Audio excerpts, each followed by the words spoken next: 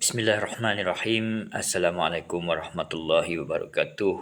Kepada semua, khususnya kepada adik ataupun anak anda Haris Herman yang telah menyentuh hati kami dekat luar ini, ibu bapa online lah yang disebut seperti mana disebut oleh ayah anda pada anak anda Haris, yang kini terlantar dekat rumah di Putrajaya.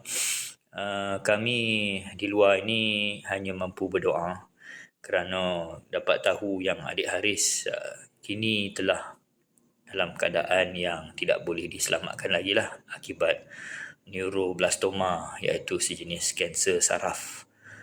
Dan saya nak bagi tahu yang keadaan adik Haris ini sangat menyentuh hati saya kerana raut wajah anak anda sama seperti salin tak tumpah anak anda saya yang ketiga. Macam teringat jugalah tentang cerita adik Zain Ryan yang salin tak tumpah rupa anak saya yang pertama. Jadi kami ini sebagai ibu bapa lah sudah tentu rasa bagaimana ibu bapa Haris pun rasa sekarang ini. Dan setiap kali lalu FYP memang tak boleh tahan sebab tu Dan bulan Ramadan ini dah sampai ke penghujungnya dan kita akan menyambut Hari Raya pada esok hari, dan kami berdoa supaya adik Haris dapatlah bergembira di Hari Raya pada esok hari. Dan hari Jumaat ini kita akan terus berdoa lah.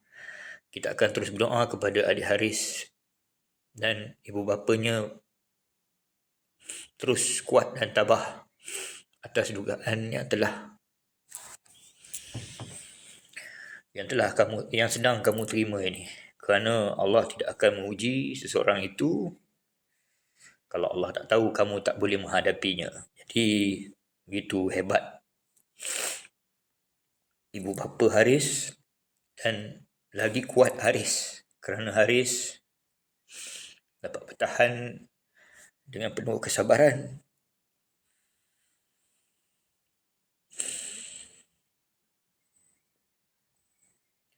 Dan Pak Cik yakin husnul khatimah itu milik Haris lah. Dan Haris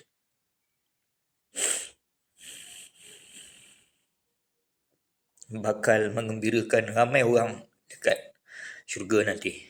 Assalamualaikum.